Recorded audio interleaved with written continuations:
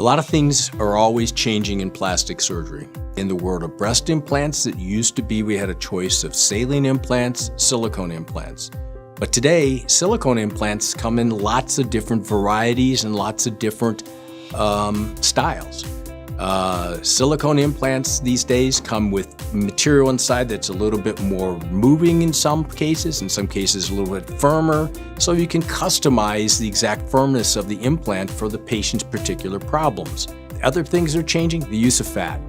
And this is probably one of the biggest areas in my practice. I used to take, let's say with liposuction, I'd take that fat out and throw it away. But now, a lot of times, I look around and say, this is good fatty material, and this places almost everyone has. It's a little hollow, a little emptied. You can fill that back up. So when I'm doing a facelift, I'm almost always going to be using a little fat to fill in some of the areas that I can plump back up and give more youthful look to the face.